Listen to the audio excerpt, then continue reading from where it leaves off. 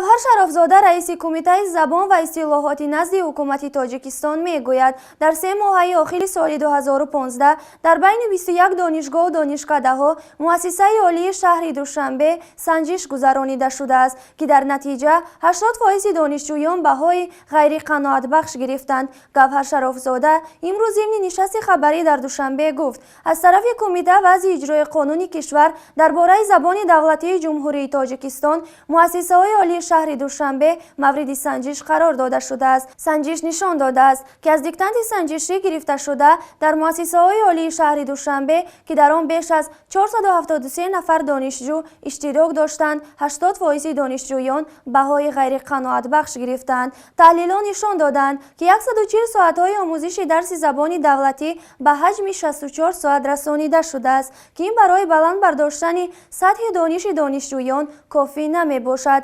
پژوهشگر زبان فارسی امید جیهانی در صحبت با خبرنگاران ما گفت: خب ببینید، وقتی که 80% از دانشجویان تاجیکستان زبان ملی و مادری خود را نمیدانند، دلیلش این است که خود نظام آموزش و پرورش تاجیکستان از ریشه خراب است. یعنی از مکتب ها زبان آموزی غلط است، در دانشگاه ها نیست، در کوچه و بازار که زبان درست را آدم یاد نمیگیرد و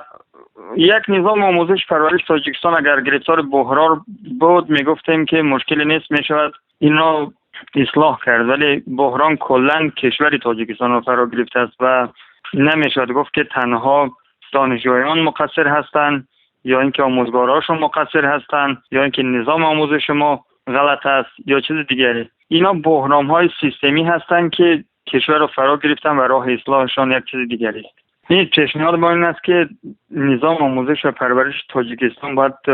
اول اینکه ما در تاجیکستان دانشگاه بسیار داریم ولی کیفیت دانش آموزی در آنها پایین رفته است. دلیلش این است که بهترین آموزگارهای ما، بهترین استادای دانشگاه‌های ما یا پیر شدن یا اینکه مهاجر شده رفتند و دانشجوهایی که اومدن جای اونا رو بگیرن چون خودشون از مکتب دانش درستی نداشتن نمیتونند برای دیگران هم دانش درستی بدهند و راهش این است که باید آموزش زبان، چون تمامی علم‌های دنیا رو به همین زبان باید از خود بکنیم. اگر زبان رو درست یاد نگیریم دیگر علم‌ها رو نیز از خود نمیکنیم، اصلا یاد نمیگیریم. پیش از همه باید آموزش زبان رو در کودکستان ها درست براهمان،